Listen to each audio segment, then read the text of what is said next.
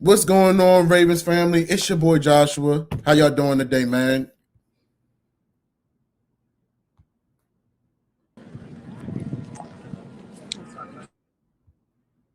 If you want to get into crypto, I got McConnell out there on the travel right now, but he will be with us shortly.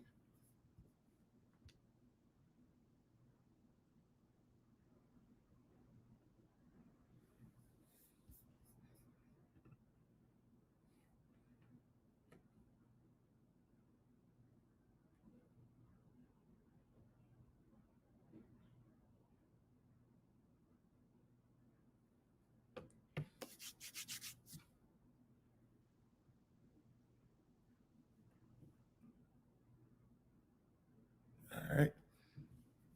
So while we're waiting on McConnell, all right, cool. We're gonna wait till a couple more people come in the stream. Then we're gonna talk about Ravens Bears matchup. Talk about the Greg Roman. Still keep him, and Lamar Jackson outgrowing him. And also, we're gonna talk about the Le'Veon Bell getting some of our guys back from the from injury as well. So just waiting for everybody to come in the chat.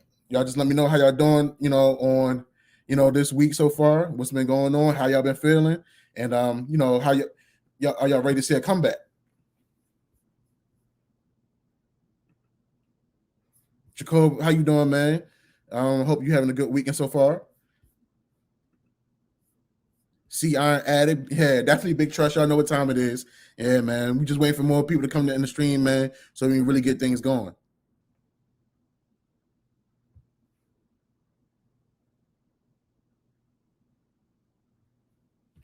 So for everybody that's in the stream, y'all talk to me, man. How y'all feel about this week's matchup with the, with Lamar Jackson going against his 28th NFL team?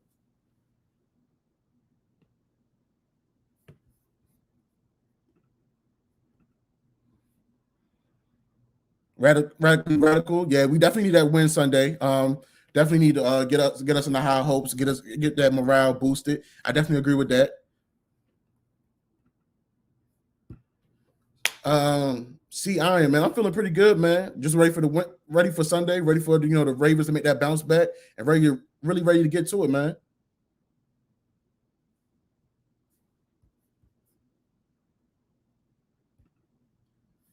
Hey, McConnell said it best. Lamar never lost to an NFC team, so let's keep that momentum going. And then we playing against Justin Fields, who I've heard has been compared to Lamar Jackson. Right now, he's sitting at 4 touchdowns, 8 interceptions so far in his rookie career with 1,282 passing yards. Y'all tell me in the chat, how y'all feel of Justin Fields being, compared to Lamar Jackson.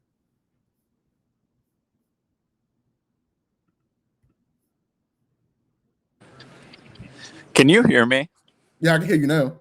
Oh, nice. Well, we'll see how this goes. Sorry, everybody. I'm going to be in and out, but hopefully it sounds clear. But if you want to ask me something, ask me and I can give my answer. But sorry, guys. I'm walking home. Listen, I'm moving. Listen, McConnell is one of the hardest working guys that I know. Like I said it before. He's a driving engine of TTB Media. So definitely give McConnell all his flowers. Without him not reaching out to me, we probably wouldn't even be having TTB Ravens podcast. So dude is dedicated. I love his work ethic, man. So McConnell, I just asked you, how you feeling about this Sunday's football game? I mean, I feel decent for it.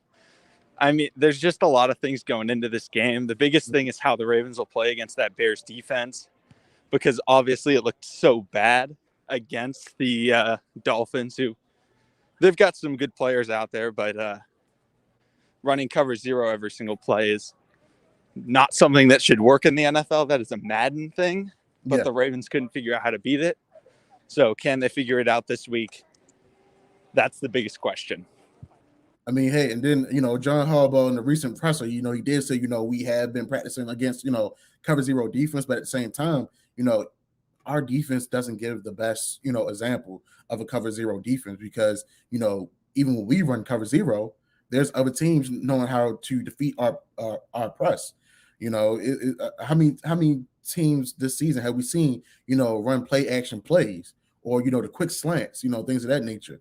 So, it's funny how they talk about, we've done this, we've done the X's and O's, we've done this in practice, but it's not translating over to the field. That's definitely fine. So that definitely behooves me in a sense.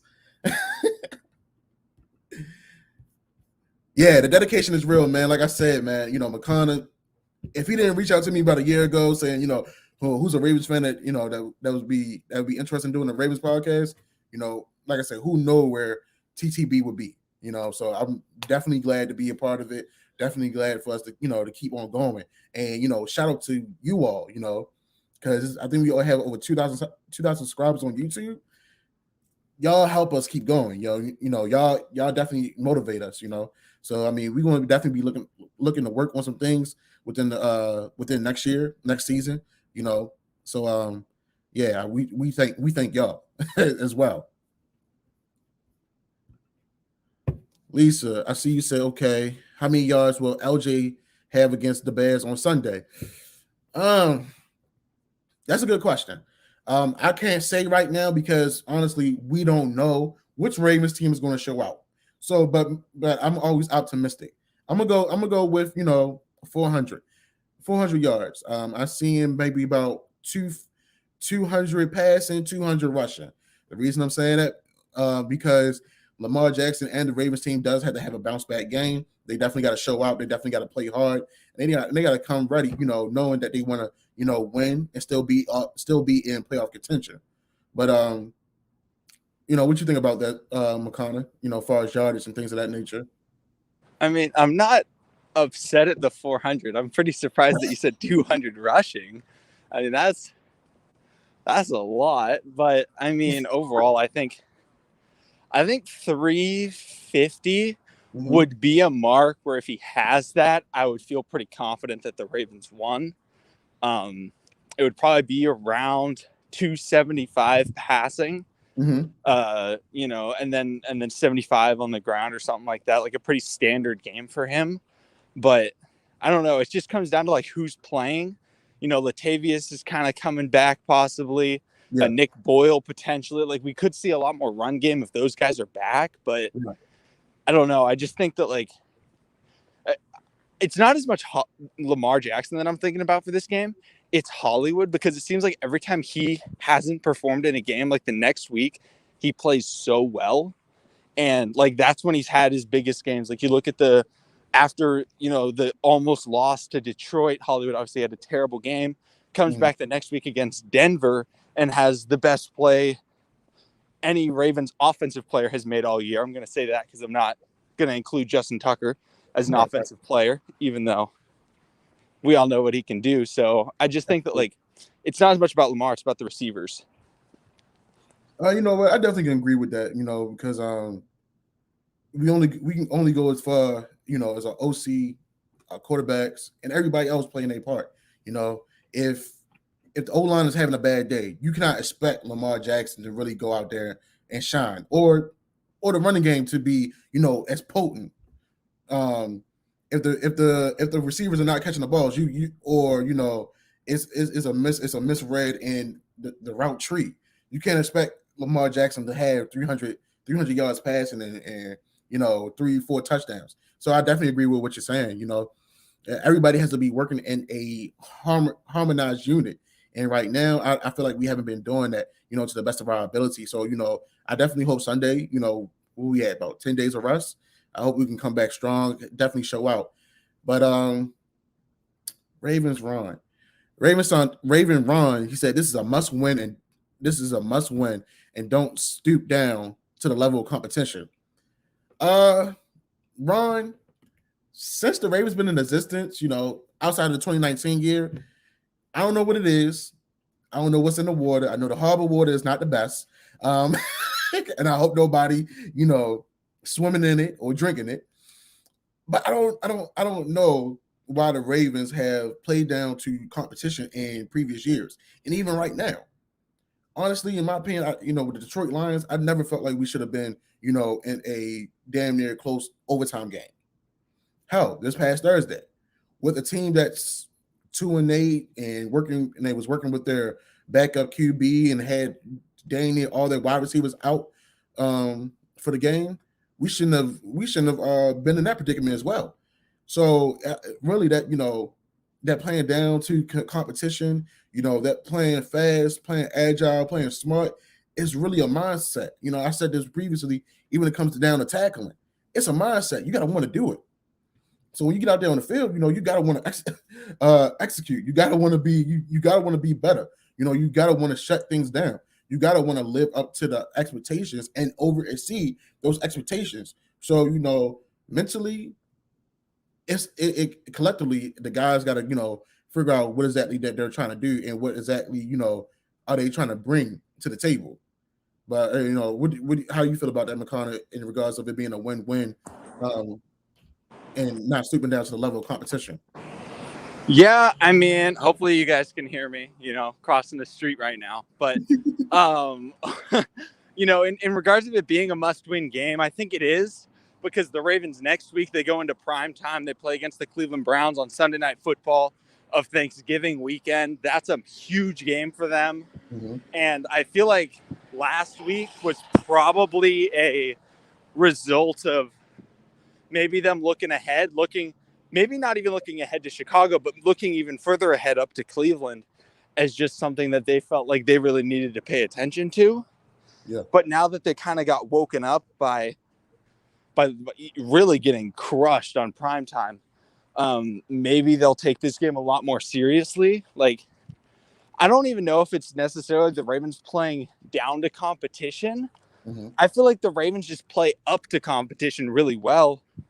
Maybe this team isn't as good as, it was just due to the injuries, just due to the scheme. Like, the team's not amazing.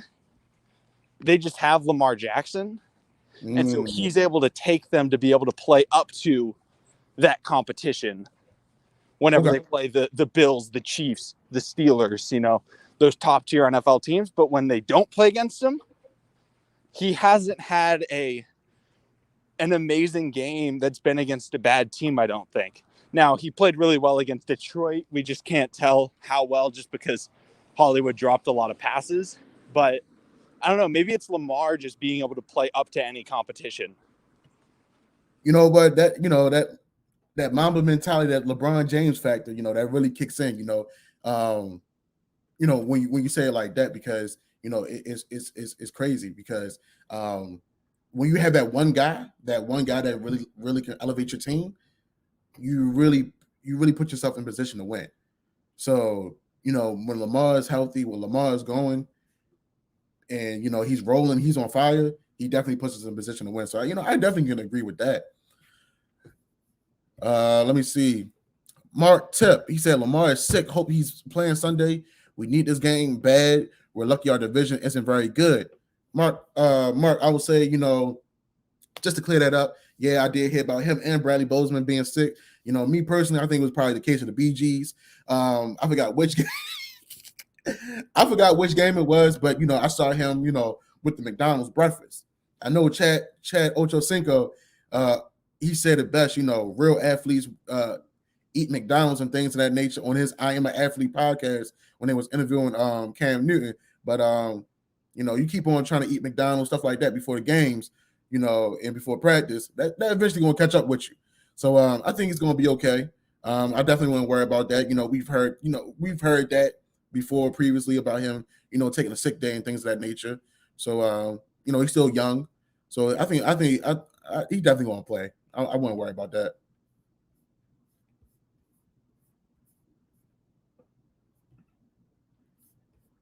Yolanda B, thank you for coming to the stream. She said Hollywood did not practice today due to the thigh issue. We'll see if he's back tomorrow.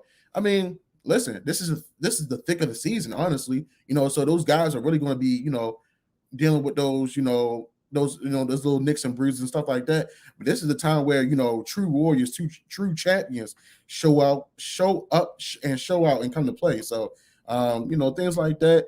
I definitely want. That's another little injury I wouldn't worry about that would bother Marquise, versus a Sammy Watkins, So I definitely feel like Marquise will probably won't practice tomorrow just so he can keep on working on that. But I feel like he'll be ready for Sunday. So definitely, I know we all keeping an eye on the injury bug because of all the guys that we got on the IR list this year. Knock on wood that nobody else goes on the IR list. We don't need that. It's sad to hear that Derek Wolfe is not going to be playing for the season. We definitely was anticipating him coming back and bringing that jolt to the defensive line. But since we're on the topic of defensive line, McConnell, we have Calais Campbell, Brandon Williams, and Derek Wolfe contracts coming up at the end of this year. I don't know about Benel McPhees, but how much does that play in a factor in in us drafting younger guys? Oh, it definitely plays a factor. I mean, I don't think Calais is. I mean, I'm expecting Calais to retire after this year, even though, like comments he's made before is like, oh, I want to retire. I want to say it was like 2023, but at the same time, he's also talked like coming into this season was like, man, I really overestimated that. So how much is he going to look at staying on the field, even though he's playing great football? I mean, he's still playing at a Pro Bowl level, still being one of the best defensive linemen, not just on his team, but in the NFL. So, but then like guys like Brandon Williams, I don't think the Ravens are keeping him. I don't think they're going to want to keep Derek Wolfe. They brought him back for a 1-year deal and he really didn't play. So, when I'm thinking about it, I think they love Madubuike. Yeah. They drafted Odafe Owe. I saw somebody put this out there. What are the chances the Ravens get rid of Wink and they switch to a 4-3 defense rather than a 3-4 so that they don't have to keep having that nose tackle and they can get Odafe Owe at D end? They can have, Madubuike and Broderick, or if they draft somebody else and stuff like that. Like maybe that's a possibility because it feels like they no longer have like that outside linebacker that, that Terrell Suggs, that Adelius Thomas, that Peter Boulware that they always used to have. I'm thinking maybe the Ravens start shifting their defensive philosophy, which has never changed ever since the whole stuff started. So that's what I'm thinking. Honestly, if we do switch over to a 4-3 defense, I feel like that would be very helpful to Odafe Owe's career because, right now, people are looking at Matthew Judon's success and then now comparing it to, this young man. And honestly, we can't compare the two. The reason I say that because, Matthew Judon is a vet. We expected a lot out of Matt, here, but now seeing that he done left the organization and now went over to New England, it wasn't him. It wasn't all him in regards to not generating the pass rush. It was literally our scheme. So now, if we switch over to a 4-3 defense with Odafe Owe, really working and honing his skills, I feel like he'd be better off in that regard. So I definitely feel like that would be dope. Then, you got to think about it, the thing will be about that is our inside linebackers who really steps up and takes over as that Mike linebacker. Will it be, bringing back Josh Bonds? Will it be Patrick Queen, finally understanding? Because I don't know what defense particularly he ran at LSU, but I don't know. I don't think he had a Mike or I don't know if he was the Will. But I know Malik Harrison, he was definitely in the middle at the Ohio State. So that's definitely you had to think about that. But I wouldn't mind it. I wouldn't mind it at all because something has to give and something has to really progress over to the field because Marlon Humphrey said it in a previous interview. The coaching and the play calling when it comes to game day, it's not aligned. So something has to be, figured out. All right. Lisa Frankel. With Le'Veon Bell gone, what do we do at running back? I don't know if you're able to answer that one, McConnell. I'll let you go ahead first. It's got to be the main man, Nate McCrary. It's got to be. Ooh. I did see some things, them talking about working on elevating him. I mean, John Hart. Well, I would say let's take the positive thing out of this whole situation is Le'Veon didn't bash the organization. From everybody he left, in regards to Chiefs, Steelers, the Jets, it's been like a bad breakup. But according to his tweets, he was happy to be here. He was happy to experience being in the black and purple. He was happy that he was able to contribute and things of that nature and really show that he can still play.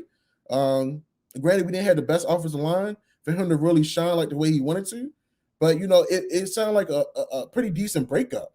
And with the opportunity of maybe bringing him on the practice squad, I know Latavius Murray is coming back, but me personally, in regards to running backs, it would be Tyshawn. I know John Harbaugh talked about what he needs to do to actually make it on the field, but Tyshawn, Nate McCurry, and my dark horse, Devin Duvernay will be seeing a lot of plays coming out the backfield.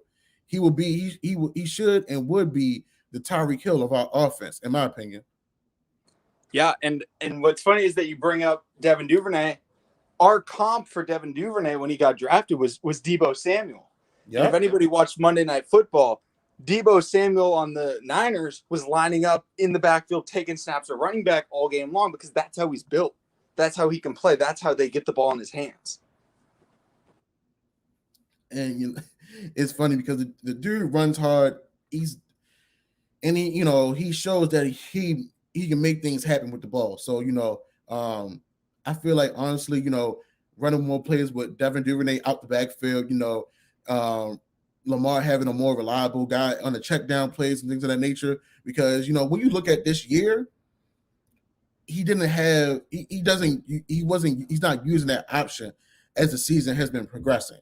He's been looking for the big plays, the big chunk yards, things of that nature. And right now, he has to do what's best in regards of, hey, I can get 5 yards here, I can get 4 yards there, and make those things work because those add up. The longer the plays are, we can get the scoring, we can wear the defense out, we can go and then we can bust up the big run plays, we can bust up the big over the top plays. So it's got to be a method to the madness.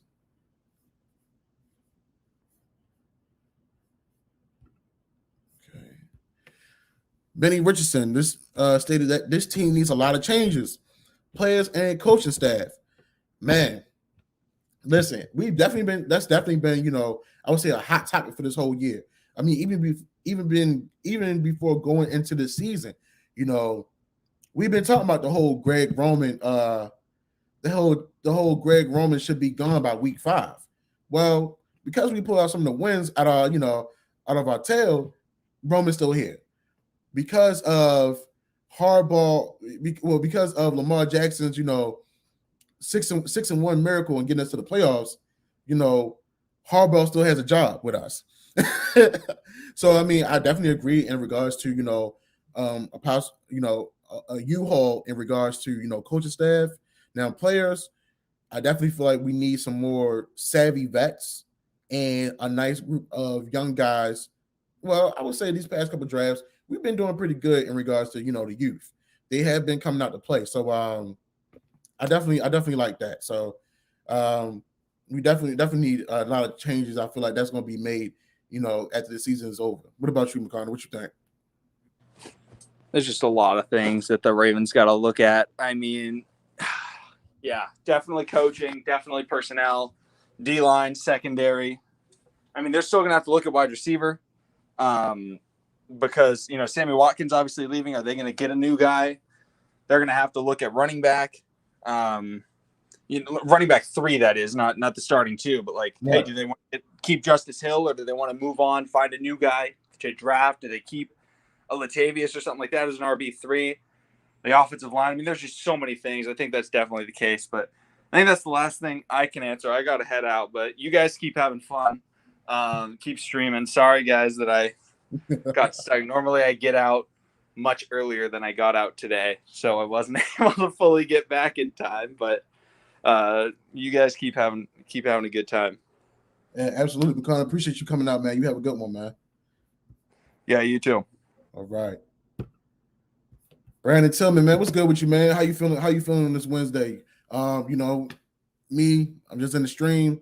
I'm solo dolo today. McConnell was just here. You gotta take care of some business, but I'm still here with y'all Ravens flock, and we still talking, we still chopping it up. So ask your questions in the chat. Like, share, subscribe. Let your other fellow Ravens fans know that we here in the stream, and that we talking that good talk right now.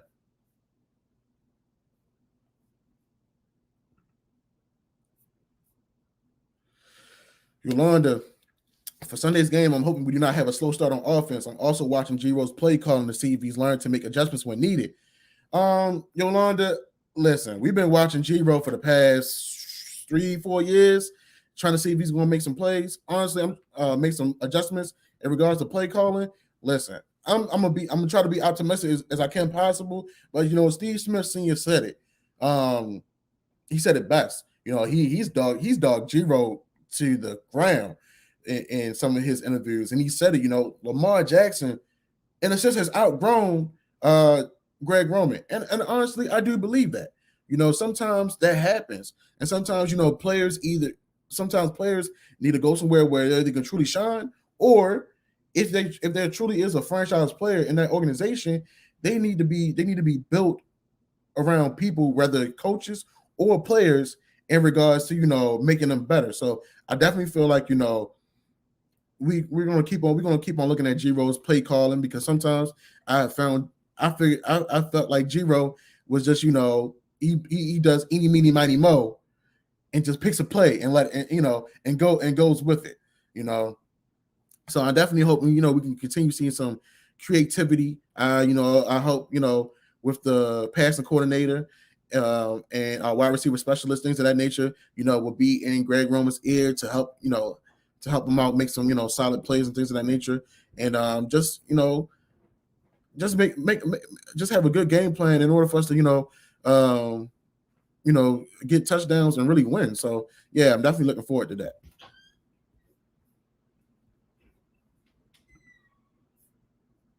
Pretty boy said use Devin Duvernay at running back. Yeah, man, that's something we've really been talking about. I definitely feel like with his hard nose running, I feel like with his ability, make those cuts, things of that nature, and he's tough with the ball in his hand. I definitely feel like he can make something happen coming out the backfield, and then on top of that, he has good hands, and putting him down in a check game offense. Yo, that's an element of surprise and another weapon within itself. Not too many linebackers are want to keep on guarding a dude like him. So I don't. If you throw that wrinkle into the offense, I don't know how some defenses are going to make that adjustment. So I definitely agree with using Dev as a running back.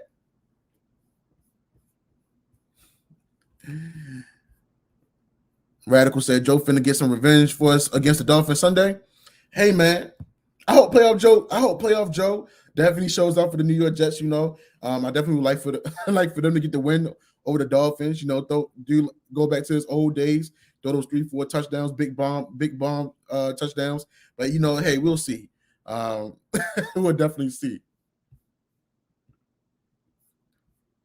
A deep Harbaugh contract is up next year when he will be 60. I can see him retiring after next year, or he signs a short-term extension and then retires. I don't see John getting fired.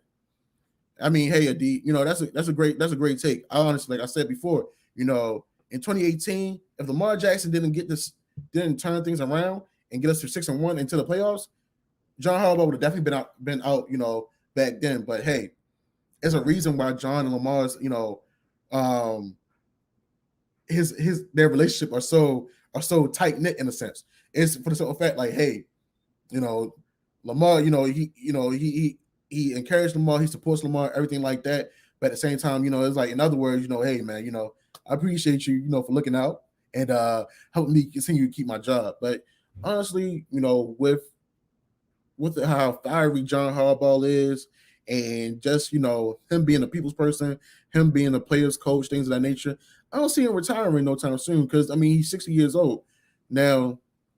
If he doesn't, get another Super Bowl ring, possibly, or the market is not as interested in him as a coach in the NFL level, then I possibly see that. But there could possibly be some teams that that would want to bring him in, because of his previous success.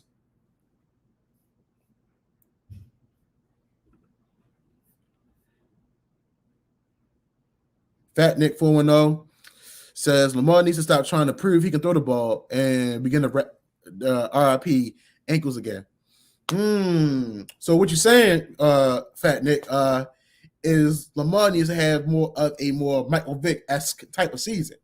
This is something I definitely been saying all year long. With this offensive line being depleted as it is, not really protecting him, the way he should be protected in regards to giving him enough space, enough room for him to work.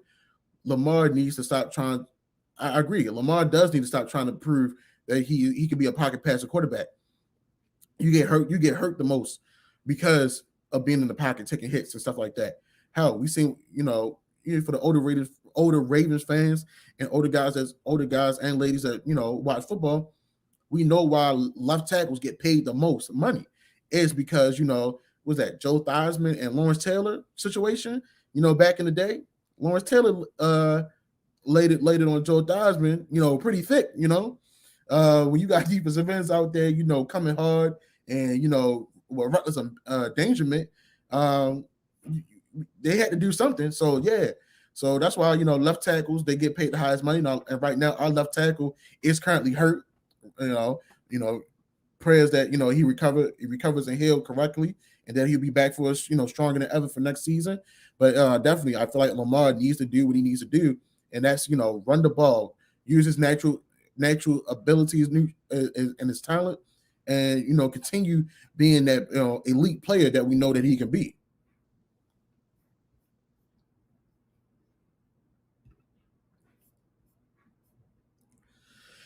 YPC Dro asked the question: what does Harbaugh do that helps this team besides being a player's coach?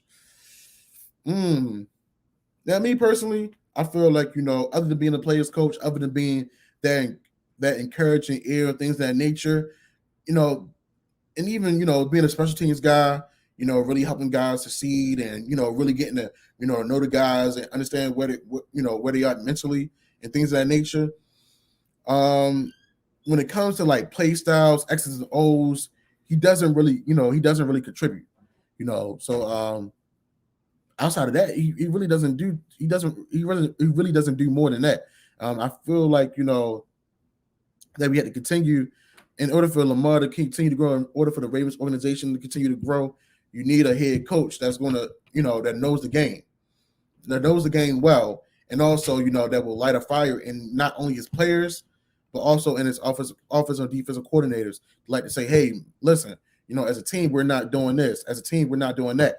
Hey, they're running such and such. Why aren't you making the correct call in order to us to execute? So I definitely would say we need more of a coach that will take the reins and say, what, listen, give me the play calling, or hey, either get it together or you getting out. Just like how Harbaugh gets on players and put them in the doghouse, he needs to keep that same level of energy with our coaches as well.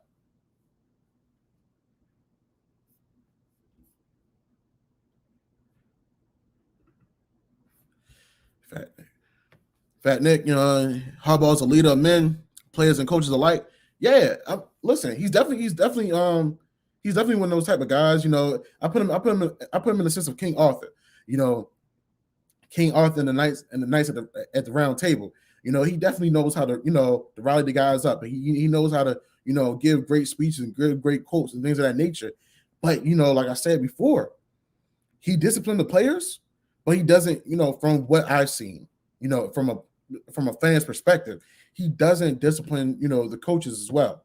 He doesn't, light a fire in the coaches in regards, coordinators, excuse me, in regards to like, hey, we got to do this, we got to do that, make this happen, so we can really execute and put us in a winning position.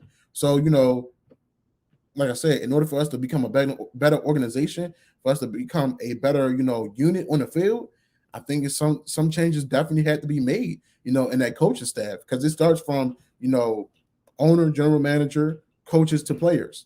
And the players are only going to go as far as the coaches, allow them or push them, So that's what I think about that. Mark Tip, our D-line will look different next season, and it's due. Oh man, we definitely been talking about that, that front seven, being more agile, hostile, and fast, really getting to the quarterback. It's good to see that, Adolphio Wade has 4 sacks this season. I'm not saying like, oh, he needs to have 20 sacks in one season. No, I'm not saying that at all. But he definitely needs some help, on that outside in order, to really get to the quarterback, that helps free him up as well. So, I'm definitely looking forward to, seeing Metabike, hopefully Broderick Washington, maybe, drafting another drafting another end or bringing someone in, off free agency into Owens Mills and being able to produce on the field. So we definitely need an overhaul on that defensive line, and I would say also the offensive line as well. We only, our offense is only going to go as far as long as we got the chemistry and as long as we are good. So I definitely agree with that. Brandon, he said, we didn't sign Mark Ingram and Le'Veon Bell. If we didn't sign Mark Ingram and Le'Veon Bell decided to sign with the Ravens, this is the place that we was going to get. This was the person that we was going to get for the 4-year contract. Wow.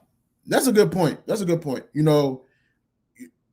Some guys come into organizations, they bring, a sense of urgency. Sometimes they bring, a level of comfortability. I'm glad that Le'Veon left on a good note with us. Like I said before previously, he had his remarks about previous teams that he played with, especially with Andy Reid saying he'll never play for anyone like him again and things of that nature. But, once he left with Baltimore, it sounded like a good note. And also with the opportunity of him possibly coming back. So I'm kind of glad that we did make that move of signing Mark Ingram in regard before signing Le'Veon Bell, because we definitely doing he definitely did our thing. Shout out to Mark Ingram, being the I believe it's all-time rushing leader in New Orleans as a Saint. So keep doing what you're doing, man.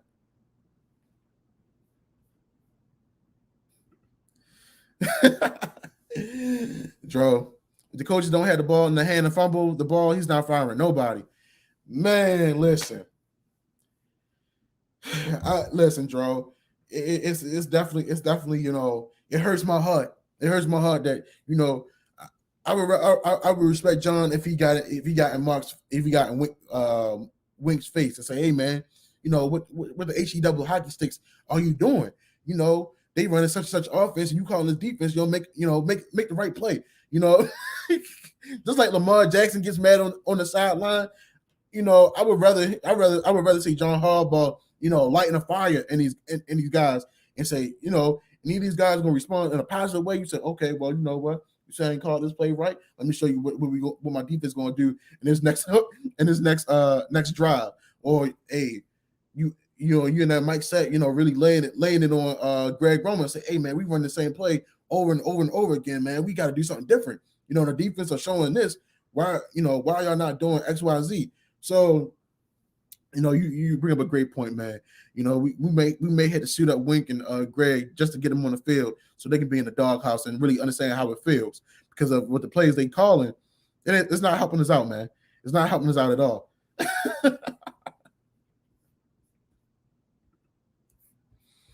Julian, you said, I feel like our young bucks should get more run away, Bateman, etc. Why do you think they don't get in, Josh?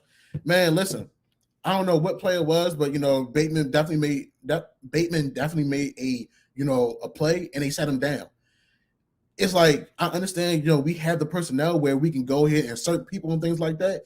But once the guys get going, man, you got to keep on feeding that person. Even with a Duffy, I don't know why he's being, he's dropping back in coverage. If he's a bull rush type of guy, get the quarterback type of guy, man, you gotta keep sending that man. You gotta keep sending that man. You gotta keep letting that man work. So excuse me, it's always because of the multiple schemes. If you look at some teams, they let their rookies, continue to get out there. Let them excuse me, let them continue building their confidence. Let them continue, let them continue running. It's almost with the Tyshawn Williams situation. You bring all these, old vets and Le'Veon, Latavius Murray, Devontae Freeman. Yes, it was his job to lose. He's had his mishaps. He can't pass protect the best. Route running out the backfield wasn't as crisp or wasn't as urgent as it needed to be. But look at what y'all did. This man's been in the facility since day one. He showed that he can play, and because unforeseen injuries, he moved up the depth chart to the number one running back. Yes, we lost to the Oakland Raiders, but he did play a decent game. He was the one, even with the scheme. He was the one, really pushing the ball with the 4 to 6 yards per carry. So look, Harbaugh, instead of having that doghouse mentality with the players, he has to keep on building these guys up. I know when someone messes up and things of that nature, you teach them, you coach them, you tell them like, hey, you got to get right, you got to get better. But you can't keep on taking away, you can't keep on deteriorating someone's confidence, because if you keep on deteriorating someone's confidence, they're not going to want to keep on playing. So I definitely would say with Bateman, away, if you keep on seeing these guys really working, don't stop them. Don't kill their momentum. Let them keep working. Let them keep on getting better. You only get better with the experience and learning from it. So, Julian, that's just something the Ravens do. They bring in one guy here, they take one guy out. You can't keep doing that, man.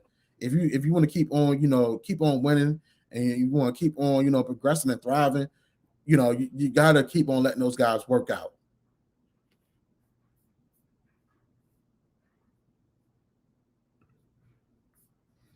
Toast said we just need to not overplay players on the D line. Wolf wasn't worth the money. B never was.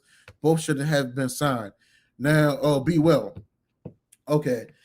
Brandon Williams, I definitely would say, with him being one of the staples of the Ravens defense, and how we, drafted him, he definitely was one of those, guys. He was like, Brandon Williams had the Haloti Ngata factor. You in the younger days, he definitely stuffed the hole. He was one of the best run stoppers in the league. He made things happen. When you hear about, the Ravens defensive line, you knew who you was going against. So right now he's in the decline of his career, in my opinion. I definitely feel like, he did not really deserve the extension, to be with us. I definitely feel like, we should have went away from him, but now we're paying for it. Now with Derek Wolfe, Derek Wolfe did contribute more, in my opinion. So I wouldn't write him off. But I feel like, with him, working on that, being on that season injury, having that season ending injury, I definitely don't see us bringing him back, because right now we don't have the time to keep on nursing those injured guys. We're pretty much in we're in goal mode. We're trying to win a Super Bowl. So I definitely feel like some of the money that we have invested in some of the guys that's not playing right now has hurt us. Especially when we're not getting a good performance out of these guys. Also, when they're also battling injuries constantly as well. I feel like we felt like that even with Tavon Young. Honestly, Tavon Young hasn't been playing as good as he's been doing this year, and I pray and hope that he continues to finish the season out strong. Knock on wood that he doesn't get hurt. He's definitely showing like, hey, I still can play. I still can give you my all. So I definitely understand where you guys are coming from.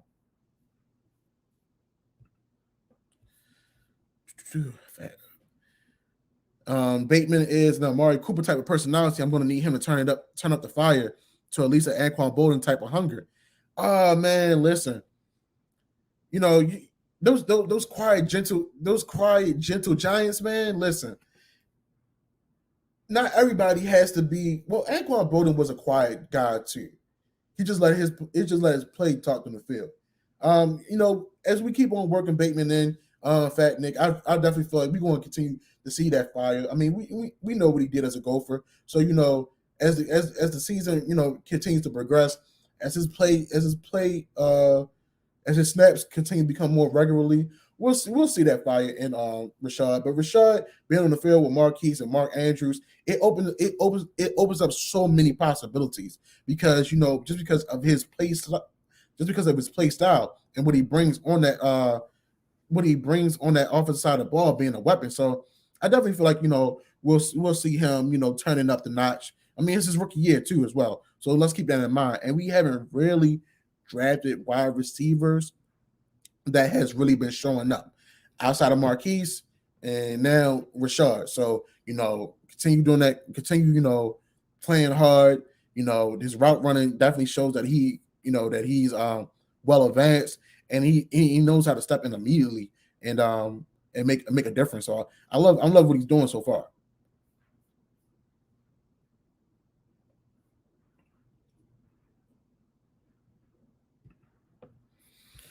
Ooh, this is a good one. All right, Brandon. He said the Ravens are going to sign Marcus Peters to a 3-year deal, and the Ravens know they miss his playing style. So Avery will be on another team. I don't know, man. I don't know. I would say this: if they would have cut the Zay Howard deal, Marcus Peters won't be here next year. Do I feel like we may bring him back on a 3-year deal? I really don't know because with them not even being in the talks or conversations about a contract extension, it definitely speaks some volume. Yes, me personally, I miss Marcus Peters being a playmaker that he is. It's almost like with the Dallas Cowboys having Trayvon Diggs. Trayvon Diggs does let go. He does, let big plays happen on him. But when he's on, he's on. He's making interceptions. He's giving a jolt to the defense. He's giving a jolt to the team because of what he brings to the table. So, I definitely feel like, we may possibly walk away from Marcus Peters and maybe sign Anthony Avery just because the team's been praising him so much, and he has been stepping up. Yes, he get picked on a lot because he's 5'11". He doesn't really have the ability to break up the pass, but he has been playing better over the season, has progressed. Honestly, I would love for the Ravens to go ahead and draft another corner this year that can actually, has good ball awareness, break up the passing, jump those underneath routes, things of the nature, and help and get a real complimentary corner to help out, Marlon Humphrey, because Marlon Humphrey's been getting overworked and he's been tired and he's been getting exposed. They've been working him like a dog, and unfortunately, he hasn't been playing his best play this year. So, we'll definitely see how the offseason talks go in regard to Marcus Peters, getting a contract extension, and also with us being in dire need in regards to corner depth.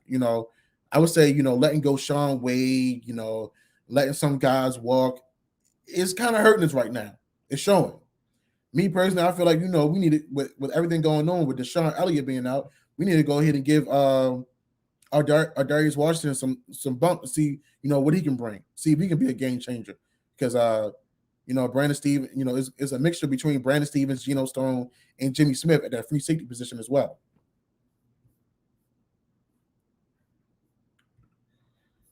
Network cover band. Excuse me. Hardball is too stubborn. Man, who is you telling, man? Like we said before, he put guys he put players in the doghouse and don't let them really work out, and he let them come back. But he need to hold offensive coordinators, defensive coordinators, guys like that accountable as well. So yeah, Hardball, he has that that old school parent type of feel. If you talk back, I'm gonna get the belt on you type type of energy. So nah. He definitely is stubborn, man.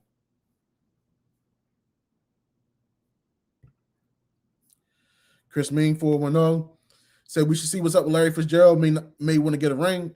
Man, listen, he's been so loyal to that Arizona Cardinals team.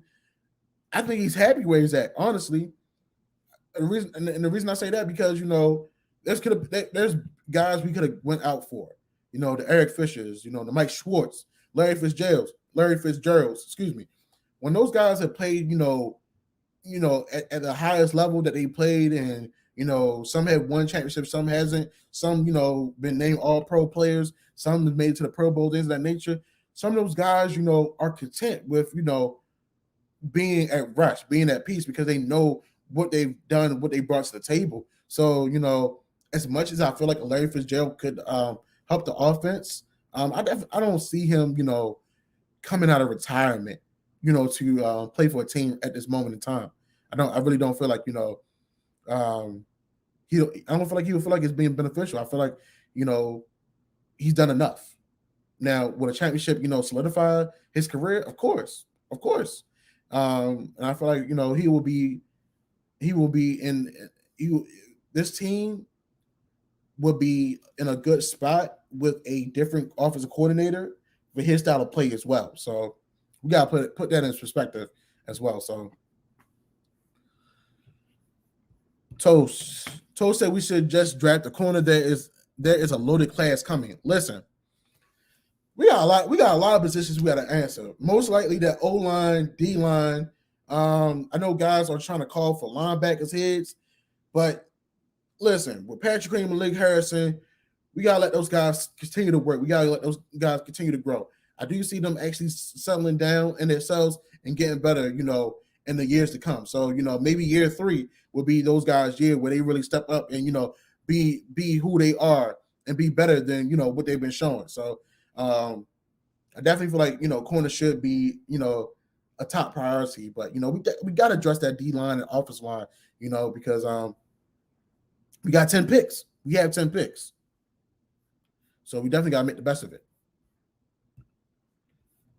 Jay Rum, what's up with Jimmy Smith? I feel like they, Jay Rum, Jimmy Smith has been in the games. He was just in the game last week. He's doing a lot of free safety play, just to limit him from, and keep him healthy. I think that's what it is, honestly.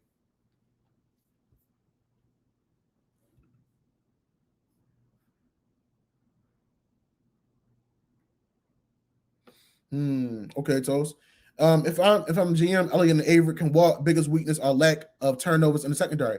Man, I think we're 29th in the NFL in regards to turnovers. We really haven't been making nothing shake in regards to the front seven and secondary this year. So, going from, fruit punch, getting the picks, forced fumbles, things of that nature, it definitely has hurt us, this year. We could have used a lot of those turnovers to, help put us in a better predicament and solidifying wins and things of that nature.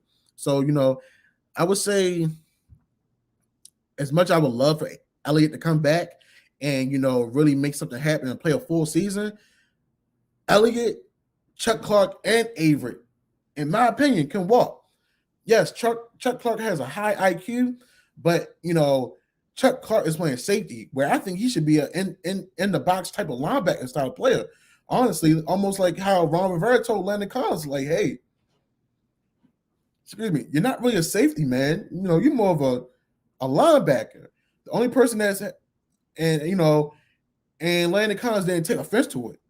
Someone else that also, made the transition from, safety to linebacker was Shaq Thompson for the Carolina Panthers. So, if they found a way to make Chuck Clark more useful as a linebacker, I feel like that would be more beneficial in my opinion. But, letting go Elliott and letting go, Avery, because they're not, they're not so, they're not, the corners or safeties that we're used to. I can see that happening, or maybe keeping Avery for the depth.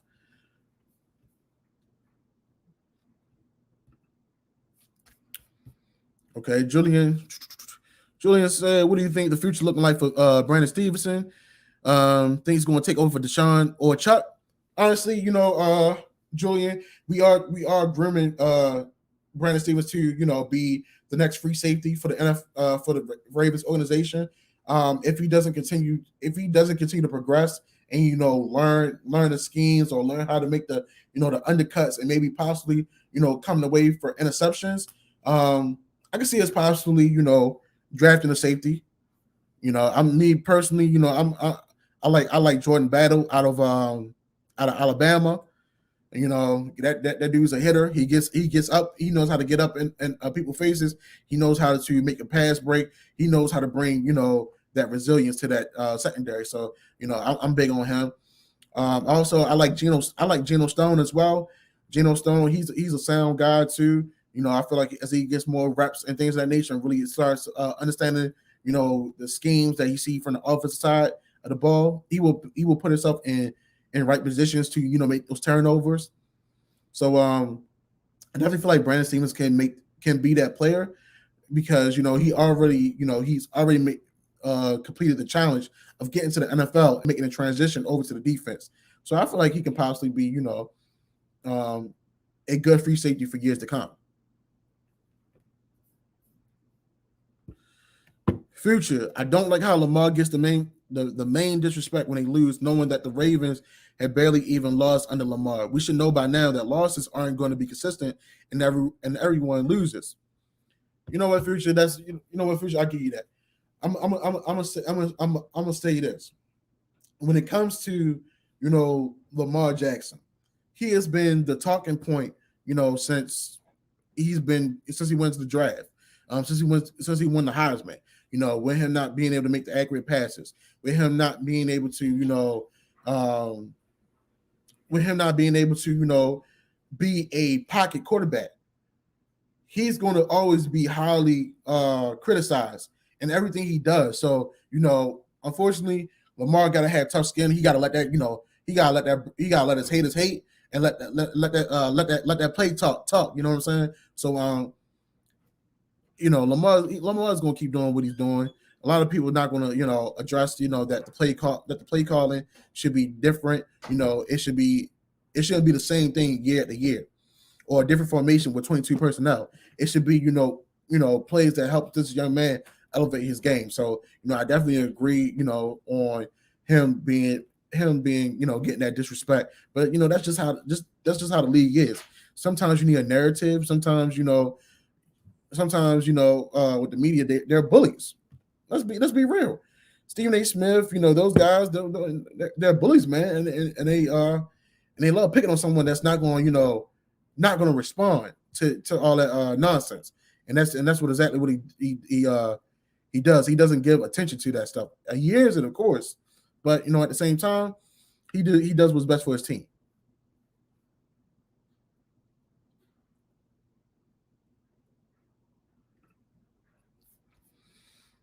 So I think if we get a player like Quandre Diggs, let him play deep and allow Chuck to move into the box, let him be an extra strong safety. Hey man, honestly, Quandre Diggs. I gotta look up Quandre Diggs, see people's play style, but definitely. Chuck Clark is a box safety in my opinion, man. I feel like honestly, between him and Josh Bynes being on the inside right now, that may can help us out a long way, honestly, especially for this year of play, because they're both smart guys that, and Chuck Clark is more fast. He's fast enough to be a linebacker. He makes good tackles and things of that nature. So I definitely agree with that. But I don't know too much about Quandre Diggs, but I definitely Google him, look him up and things of that nature. Is he currently in the league right now, or is he going into this year's draft? Let me know.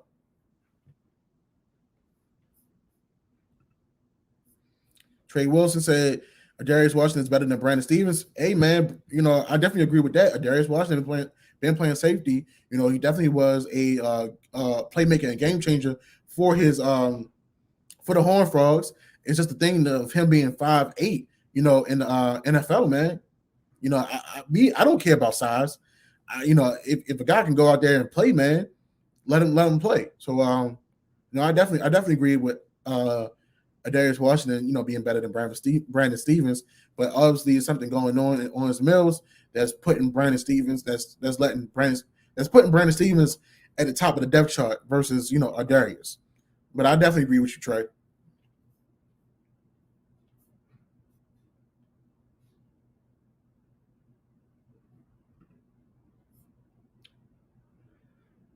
wasting perfect food.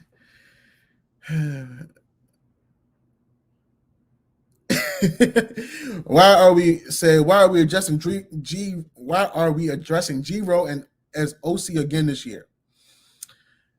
Fire him. P.S. Don't forget Wink. I said, hey, listen, wasting, this is something, this is a ongoing topic right now, until, EDC or John Harbaugh say, hey, man, listen, as a team, as an organization, teams has figured out our play calling. There, in my opinion, in that recent interview after the post game with the Dolphins, I do feel like, that, hey, we're saying things, but indirectly in regards to the play calling and play styling, and in regards to play style as well. So if not this season, I don't know when, but I definitely feel like it's time to move away, from possibly John Harbaugh and his in a trio package, or finally making a change of saying, hey, Greg, we love what you've done for the city, we love what you've done in regards to our running game, things of that nature. But it's time for us to move on. And also with Wink, right now we don't have the players to get real exotic. We have to sometimes we have to go sometimes we only have to go, we had to go to our basic formations and really play just some sound fundamental defense and let our guys beat that man across from them. So, I definitely agree that, it's time to move on from G-Row and Wink. It really comes down to EDC and John Harbaugh making those calls, man.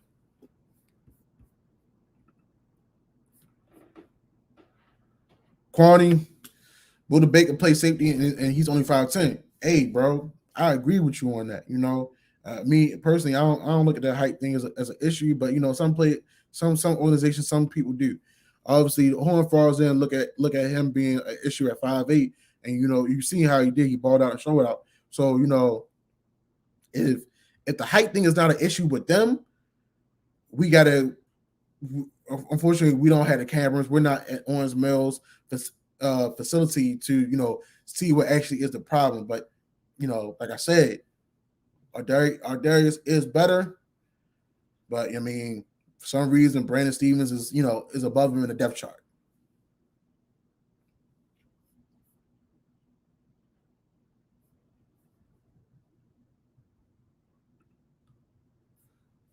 Yeah, Geno Stone definitely was he was high profile safety coming out of Iowa.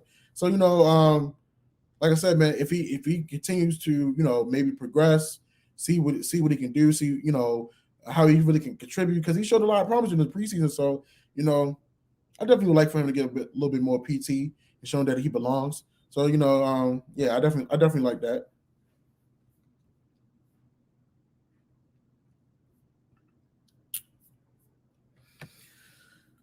Future said Lamar is stressed with the pressure and the work he has to put for us to win. That's what I'm worried about for the future. For the Ravens, for the Ravens, allowing him to see problems and adjust, not G-Row at all the time. So in other words, it's almost like you're saying like G-Row needs to let go of the reins in order for him to like, hey, dissect the defense, make those audibles, make those real adjustments so he can be in a better position. I would say this, when things don't go right, when we can't make a play and things of that nature, we definitely see his frustration. We definitely see him, being agitated. And I know he hears the outside noise. I know, as a young man being 24, going to be 25 in January, I know, that's a lot of pressure. And then on top of that, he's under contract here.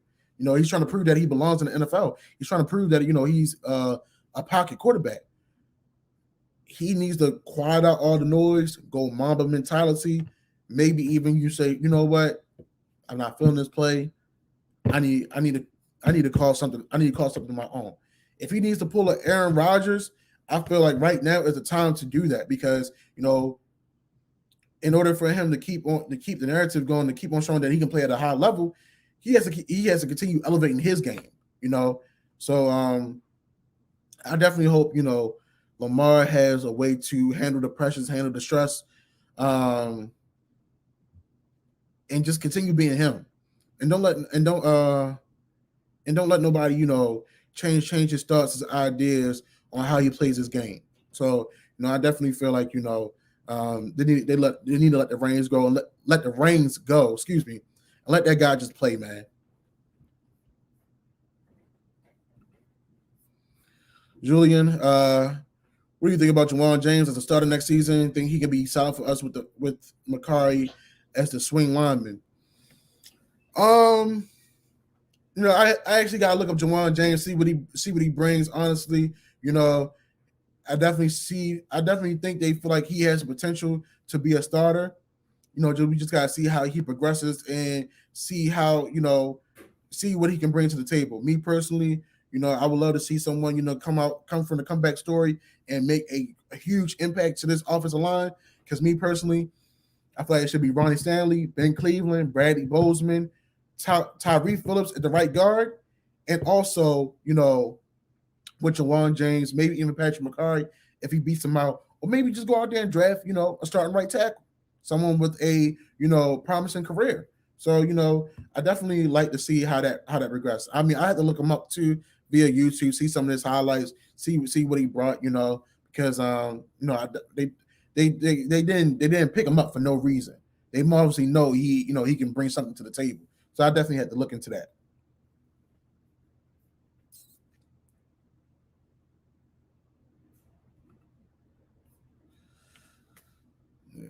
I don't look at height either. I'm just making a correlation. Maybe they like Stevens more.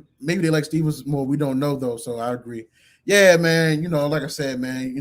Maybe Brandon Stevens work a little harder. Maybe him being 6'1" makes a little difference. I don't know neither, man.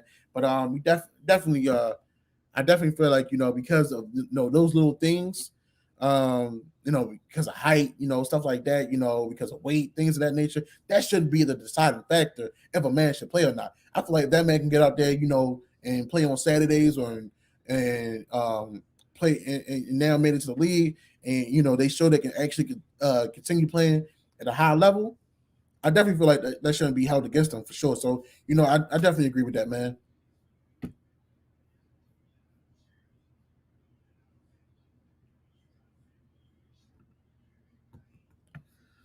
Like I said, it's perfect. Which I actually took a very close look at his decision makers. I mean, decide. Bashadi made the hard call of ending. I want to say ending the relationship, just ending. Ozzy being a general manager right now. As far as the past 3-4 years, as EDC been general manager, he's learned from running the gurus of being a GM. So he's doing pretty far. He's doing pretty good. I really think it falls down on EDC lighting the fire and saying, you know what, hey, I'm getting tired of this. We gotta make some things happen. I'm tired of always just being a playoff contingency team or someone that just they're talking about to always make it to the playoffs and we're not winning. We're not winning or getting that Super Bowl that we need. So I definitely feel like it really falls down on EDC. In regards of what of him being of how fed up he is of his of the coaches.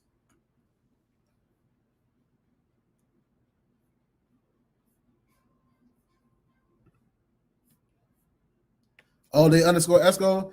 Yeah, I'm definitely on my solo tip today. McConnell was here with us a little bit earlier. He had to take care of some business, but thank you for the 35 people in the stream that's in here with me tonight. I appreciate y'all. Y'all keep us going. So this is what we here to do, man. And we're gonna make things shake as always, man. Like I said, as time progresses, as things get better, we're gonna do some things better, for y'all because we love y'all, man. We love y'all for real.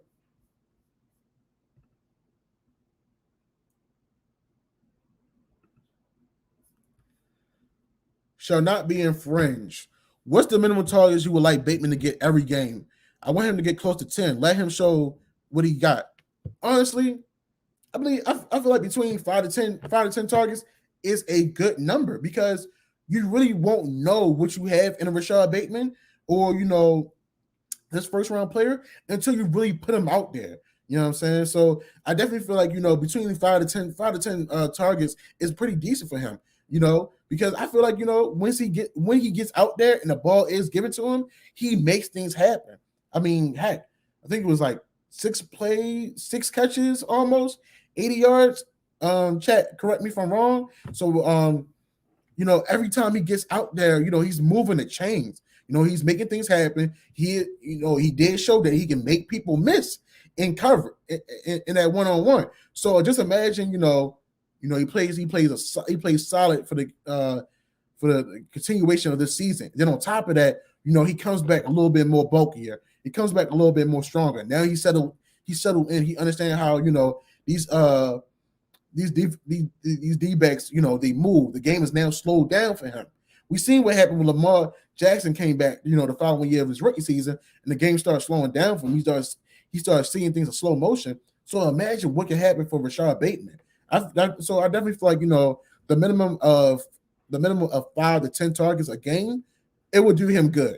And we'll finally, get that touchdown. I don't know who it is on Twitter, but they're always out there manifesting, Rashad Bateman getting his first touchdown for the season, and I definitely hope he gets it this Sunday as well against Chicago.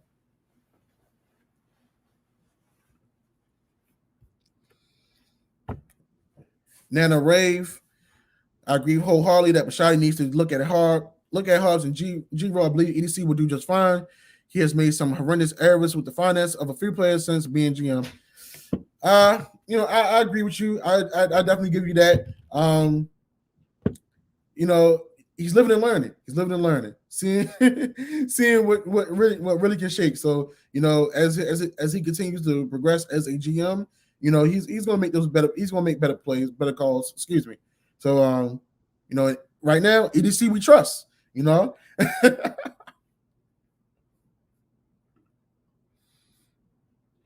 man, keep on coming, man. Keep on asking me questions, man. I'm gonna be in here as long as y'all want me here tonight.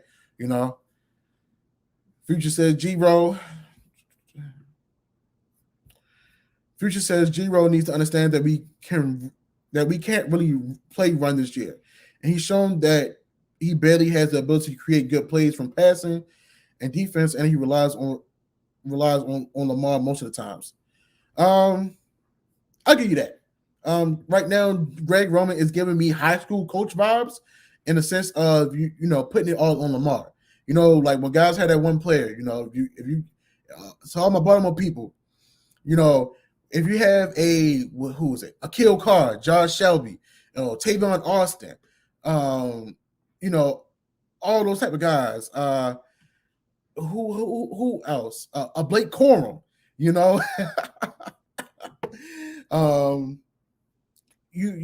kind of put your offense or you kind of put your defense on that guy's whole shoulders, and you just say, hey, get out his way or get out that person's way, make this happen for that person so they can do this. And I feel like that's what's going on right now, because it's not a lot of creativity. Last week we ran so many screenplays. I didn't know if we wanted to move forward with the ball or just play in our own backfield. I don't know how many times we send Dev on a jet sweep play, and sometimes it doesn't work out. Why not just line him up in the backfield and let him work on an HB draw, or let him make some things happen, with a check down play. So I definitely feel like Lamar, this offense, the defense has definitely outgrown the likes of G-Roll and the likes of Wink Martindale, and I feel like we had to make those adjustments if we want to really be a playoff team that wins games, and also a Super Bowl team that can go in the Super Bowl and win Super Bowls. I don't know if I'm saying it correctly. Devon or Devin, or no, excuse me, Devon. I do apologize. Rest in peace to that man, Young Dolph. Yeah, man. It's definitely sad to hear stuff like that. Prayers to go to him, to his family, and things of that nature. It's crazy to hear those stuff like that always going on out here in this world, man. one day you here, next day and next day you gone. So that's definitely rest in peace to one of the finest out of Memphis in the rap game that made things happen without a record deal. So yeah, definitely rest in peace to Dolph and prayers to his family.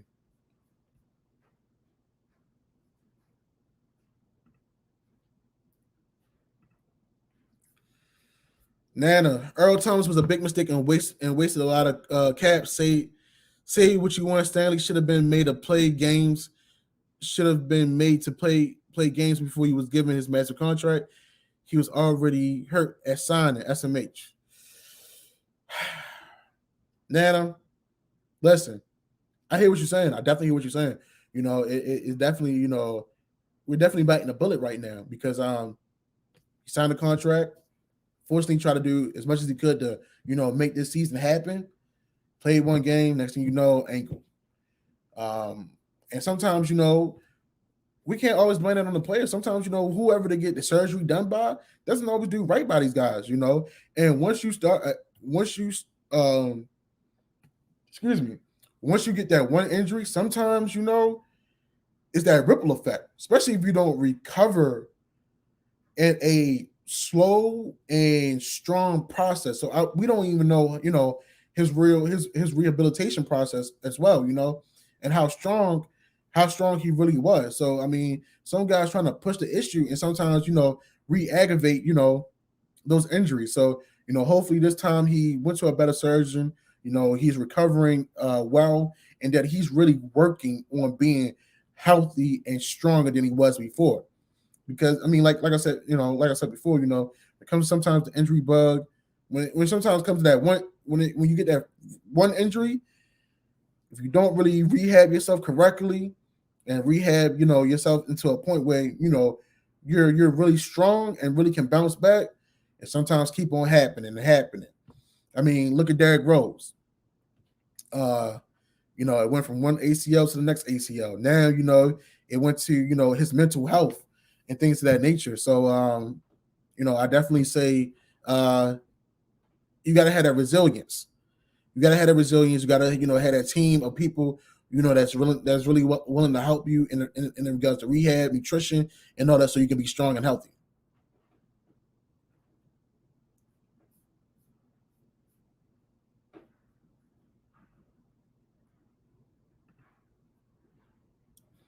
All right, let me see what else y'all talking about.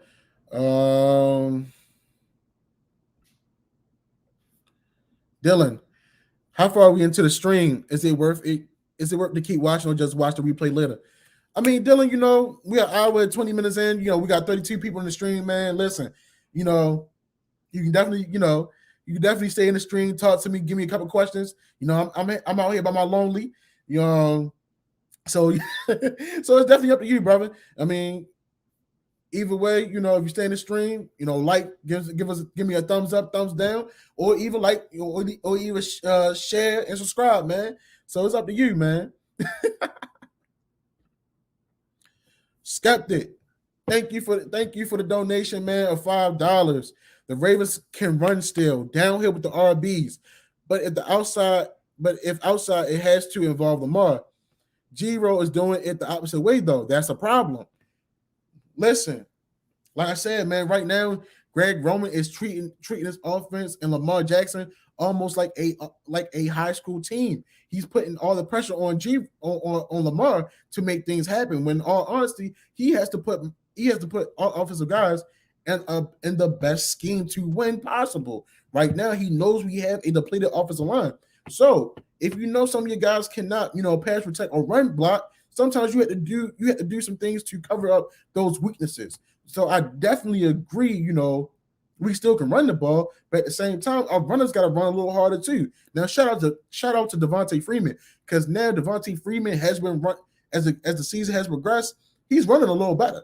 Me personally, I would have loved to see the Tyshawn Williams, and Nate McCurry show, because I compare those two to the Kenneth Dixon, Gus Edwards days. You got your speed back, you got your change of pace back, and then you got your hard nose running back. So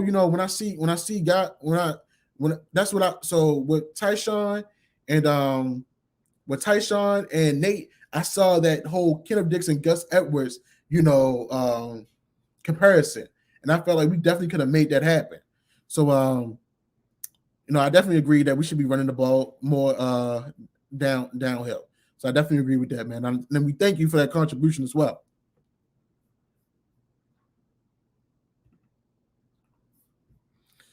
Then after trying to get Stanley to sign all summer, he come on Friday evening, sign first snap in Sunday's game, and he's hurt.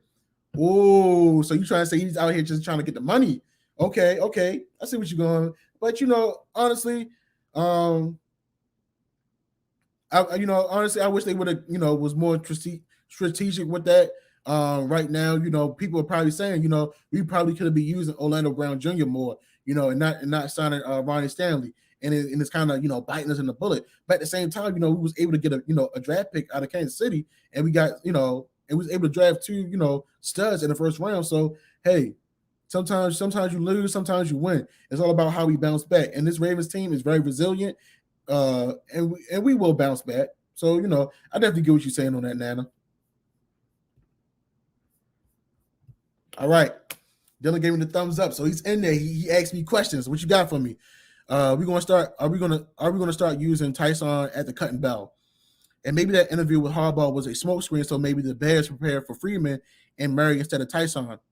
Man, I don't think we're gonna use Tyson, and I think honestly Tyson is checked out. Honestly, and I say this because he moved up to running back number 1 in the depth chart due to injuries. The Raiders game, he showed that he can get you 6 or 4 yards, and then when they brought in Le'Veon, they started making him healthy scratches and things of that nature. And when he finally got into the game, he was very lethargic. He showed that he didn't want to play. And I said that, when you keep on hurting someone's momentum, when you keep on scarring someone's mental mindset, it plays a big factor. So, and then with John Harbaugh saying, he doesn't run the routes, he doesn't run the right routes out the backfield, and his pass protection is not the best. So I don't really see him, getting back on the field no time soon. I do see them maybe trying to give activating Nate McCrary though, and giving him a chance. He is a change of pack. He is a pace running back. He is very hard downhill running type of guy, and also he has good hands out the backfield. And honestly, he gives his all to be on that field. So I definitely feel like we might see a Nate McCrary debut soon.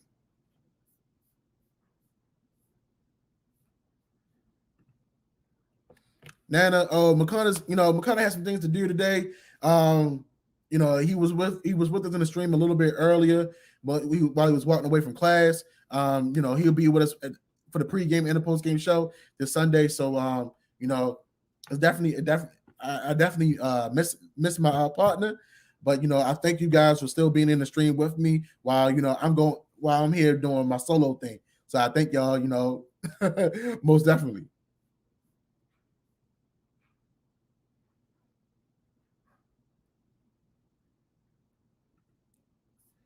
Lee said it. Lil said it. Said next year we obtain a new OC, draft a round 1 right offensive tackle, a second round free safety, and get running backs, and we're set for a Super Bowl run. Lil, listen, I definitely feel like we need to go ahead and address that right tackle position early in ASAP. We can't get it in free agency, definitely in the draft, because once and hopefully Lamar sign the contract for his big deal, we definitely going to have to build from the ground up, in regards to bringing in guys. Now, bringing in the running back, you got to remember we're getting JK and Gus back. So, you actually, when it comes to running backs, you can find your diamond in the rough in the later rounds. And also remember too, we may even keep Nate McCrary on the practice squad next year as well, or he may be our third running back. So, I don't see us drafting the running back so high. Round 1, I definitely see us going for right tackle or maybe even corner, best player available for sure. So, I definitely see us making some adjustments, and addressing that O-line and D-line is very crucial and key. So I'll talk to McConnell after the season about maybe doing our own draft board, giving profiles of certain guys so y'all can look them up, and we'll see how that goes. We'll see how y'all like that in the near future. So I definitely agree with what you're saying on that, Leo. And once again, man, thank you guys for the 32 people in the stream. Like, share, subscribe. Let everybody know that we here on a Wednesday night and we chopping it up, man.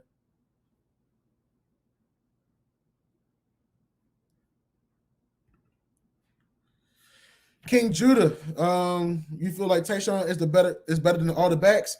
Listen, in regards to what he brings to the table, I definitely feel like he is better. As a running back, I feel like he's better than Latavius. I definitely feel like he's better than Le'Veon. Devontae Freeman, since his legs then got under him, he has been running. He has been running harder. He has been showing that he can compete. I feel like Tyshawn should have never been like a healthy scratch for as many games as he was, because one, he knows the plays, and two, he's been in there since day one. I feel like his timing should have never been depleted. But if you're not doing those little things to make yourself better, or you're not having, or you're not giving Harbs the positive attitude, those things happen. You know that.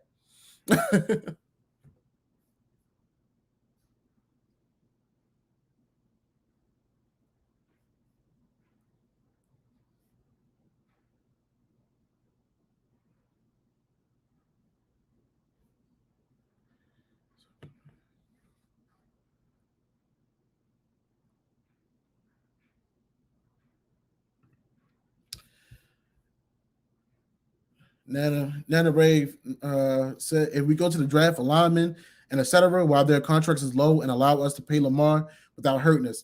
Hey, like I said, depending on how we looking at the cap, and when the season over and who we bring back and things of that nature, and once we make that contract offer to Lamar where he's happy enough, where he really wants to be here in Baltimore for a long time, and where he's really getting paid, we definitely got to answer a lot of our questions with a lot of our questions with draft picks. So I definitely see us, rebuilding through the draft, and which is fine with me. Usually we get the best out of our homegrown talents. Sometimes we get good play out of guys that that's on like the back end of their career, depending who it is and depending who's still got the juice. So most definitely, we're gonna make things happen in the draft this year, especially with 10 picks. 10 picks. We're gonna miss a couple, but the majority are gonna be out there playing hard and doing what they do best.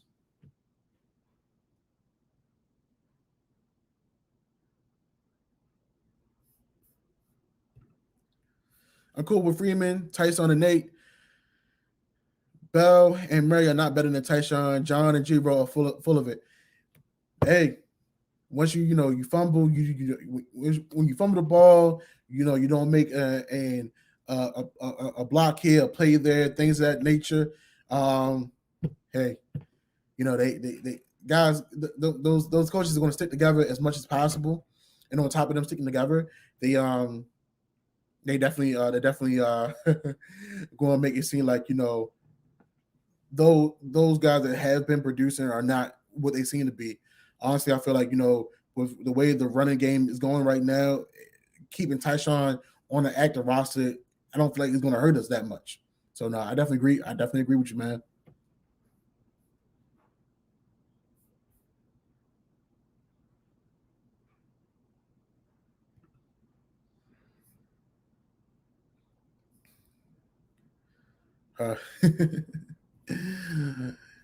Yeah, Harbs is so nasty and throws everyone except his BFF under the bus.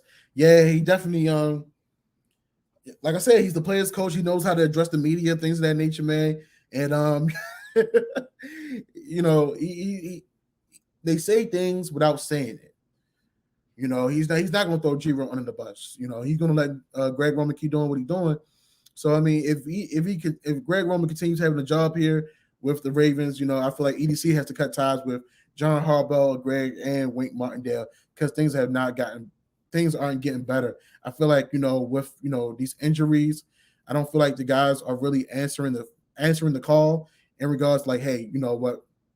We're still the Ravens organization. We're still going to play hard, and we're still, you know, going to come out with wins, you know, in Ravens fashion, in a new way, Ravens fashion, and not almost this, you know, heart attack, blood pressure going up games that we're playing right now. So, no, I definitely agree with that.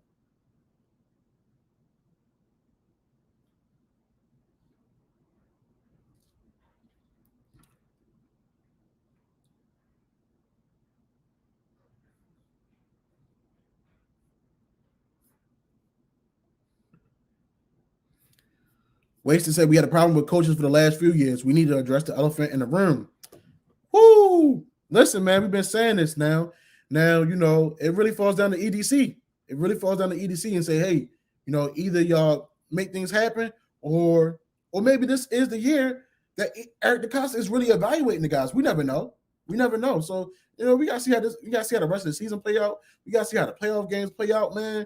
And you know, like I said, man, we definitely go from there and see how, you know, what is going to be implemented, and what's going to be implemented, and what's going to be made for us to become a better team.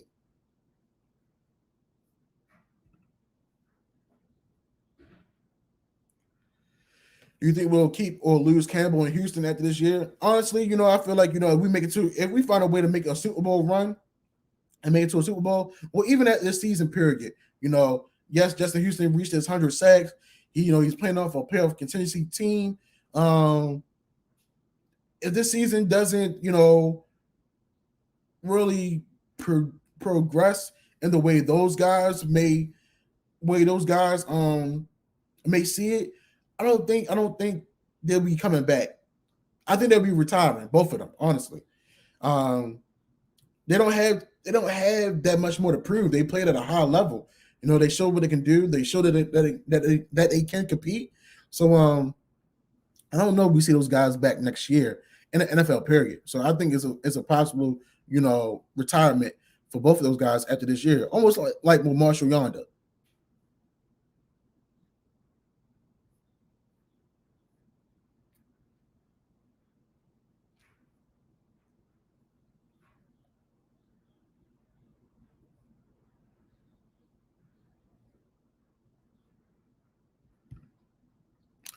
Wise on special teams, he can play a wide receiver. He definitely can play a wide receiver. We know we can bring to the table.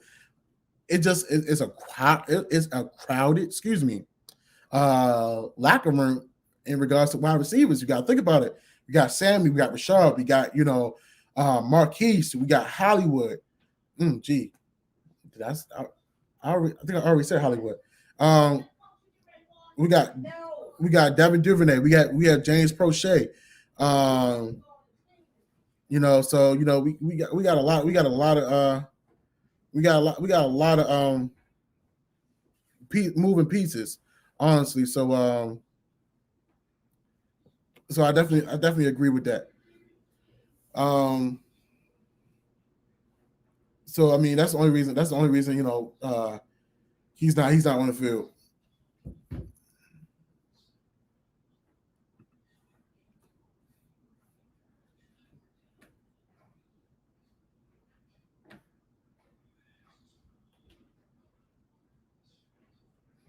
I mean, I definitely feel like he should be out there playing to see what he got. You know, I feel like after we move away from Sammy Watkins, you know, Rashad Bateman becomes number one. Marquise, you know, he's still number one. He's still a number one wide receiver in my opinion. But he'll be playing at number two. We'll see. You know, in regards to, you know, how much Talent Wallace get the opportunity to prove that, you know, he's an NFL wide receiver.